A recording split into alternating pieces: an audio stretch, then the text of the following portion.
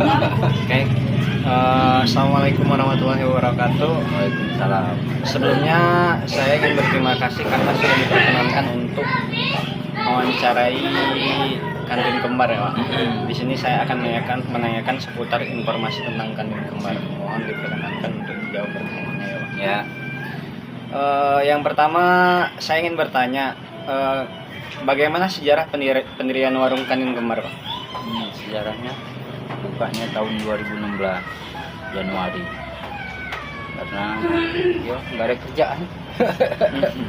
Terus abang kan udah dagang juga dia kantin. Terus disaranin aku kalau mau buka kantin makan deket murah. Sanggup dia mau. Jadi gitu aja karena faktor nggak ada kerjaan lah awalnya terpaksa, tapi sekarang alhamdulillah udah jalan. Berjalan lancar ya Pak? Alhamdulillah 10 tahun 10 tahun. 2016 ini 2026.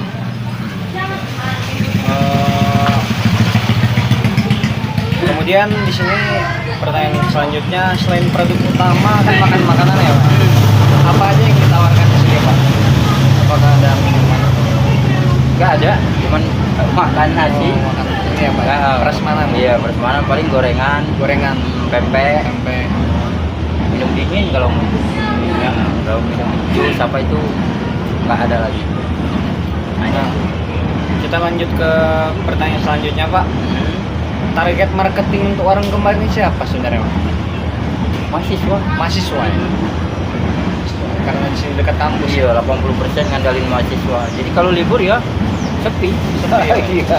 Target marketingnya benar-benar mahasiswa ya? 80% ngandalin mahasiswa. Alhamdulillah. Kita lanjut ya Pak. Selama tahun berdiri kantin kembar, bagaimana Bapak mengatur pembiayaan Pak? Mulai dari tanah, bangunan, kalau ada karyawan, upah karyawan bagaimana, penentuan harga produk kayak gitu. Dari tanah ya ini alhamdulillah punya sendiri. Ya. Beli yang nggak nyewa ya. Kalau karyawan ya ini lagi nggak ada karyawan, tapi kalau ada kemarin 3 karyawan. Gajinya 1.500.000 sebulan bersih. Makan, sabun, minum apa ditanggung kan. Jadi termasuk include lah makan minum mereka. 1.500 bersih. Kemarin 3 kita karyawan. Sekarang lagi nggak ada, tapi kerjain sendiri sama anak-anak sama istri. Kalau masalah harga ya nyesuaiin sini karena kita kan market kita kan anak mahasiswa, anak-anak kos. Jadi harganya agak murah. Kalau untuk pembiayaan bahan bakunya Pak? Ini belanja kita di pasar tradisional, pasar untung di sini, pasar untung Suropati, kayak ayam, sayur, cabai, beli harian ya, beli sayur-sayur segar ya. Jadi tiap pagi ke pasar, cabai, sayur, ikan, ayam. Oh, jadi ini termasuk tipe warung yang pesanan gitu ya Pak ya? Ngelayanin ya, kalau ada orang pesanan nasi kotak, nasi bungkus, Iya. antar sering kok. Kalau ada anak-anak inilah ada acara, nganter kita antar. Kalau masih di Balam kita antar, bebas ongkir. Kalau misalkan perkiraan produksi rata-rata per minggu itu berapa Pak? Berapa porsi? Bisa tuh misalkan sehari berapa porsi? Perkiraan. Per hari mungkin 100-200 porsi lah. 100-200 porsi ya Pak? Kalau beras kadang 30 kilo, kadang 25, kadang 20, nggak tentu lah.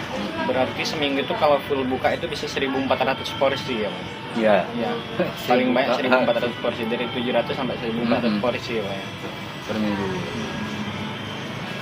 Ada nggak Pak biaya lain yang dibebanin selain biaya bahan utama? Kayak misalkan biaya listrik? Iya, listrik, air, ya. Kan hidup terus, air, ini kulkas. Biaya listrik tinggi terus 900, kadang paling murah 800. Itu per bulan ya? Iya, bulan pernah 1 juta. Nggak mati dia listrik. Berarti rata-rata 900 ya, segitu bisa ya? Pengeluaran listrik, karyawan, alhamdulillah tempat nggak sewa. Alhamdulillah ya. Kalau nyewa, waduh, pusing. Apa Bapak punya ini Pak, metode khusus untuk menetapkan biaya ini Pak? Biaya apa? Biaya produksi. Ya, biaya produksi ada nggak untuk menetapkannya? Atau misalkan kita lihat rata-ratanya, jadi kita bisa menetapkan berapa gitu? Ya produksi enggak ada rata-rata. Nggak ada. Ya kita belanja harian aja. Cabai berapa kadang naik kadang turun kan. Iya. Kalau pas mahal ya keuntungannya agak berkurang. Kayak cabai pernah 80, 50 kan. Kalau sekarang kan lagi murah 20. Beras kan dulu kalau dulu beras 9.000 10, sekarang 13. Jadi kadang-kadang bahan itu naik, harga jual kita kadang tetap. Jadi keuntungan kadang kurang. Kalau menurut Bapak, kelebihan warung kantin kembar ini dibandingin warung lain itu apa, Pak? Nggak tahu juga ya, relatif ya. Relatif. Itu penilaian orang ya, kita nggak berani nilai. Mungkin dari rasa Dari ya rasa. atau harga murah, iya, enak kan. Itu aja. Ada nggak, Pak, tantangan internal, Pak, di kantin kembar ini, Pak, selama Bapak menjalankan usahanya, Pak? Jalannya itu tadi aku kalau nyari karyawan agak susah sekarang. Kalau untuk bahan baku berarti yang naik turun harga tadi ya, Pak? Kayak pernah kayak ini apa? LPG langka, gas 3 kilo. Kadang nggak dapet muter. Tahun 2022 itu minyak goreng langka waktu itu. Waduh, sampai antri-antri di Indomaret, di grosir. Ya bahan baku itulah yang pernah dialami langka, minyak goreng sama LPG, gas 3 kilo. Itu aja. Kalau untuk hambatan eksternal ada nggak, Pak? Nggak ada. Nggak ada ya? Cuman itu nyari karyawan agak susah sekarang. Kadang 2 bulan, kadang seminggu, kadang ada yang sehari berhenti. Nggak ada yang tahan lama.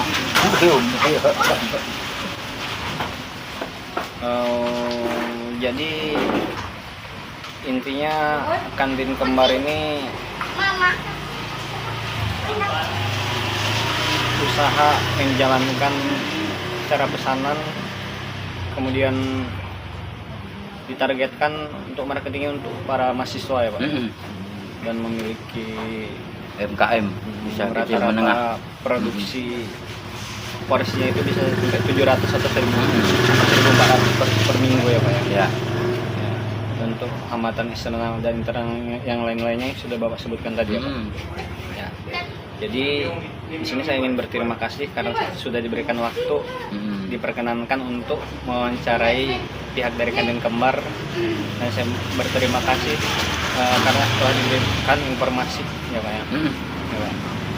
Sekian wawancara yang kami sampaikan. Assalamualaikum warahmatullahi wabarakatuh. Waalaikumsalam warahmatullahi wabarakatuh.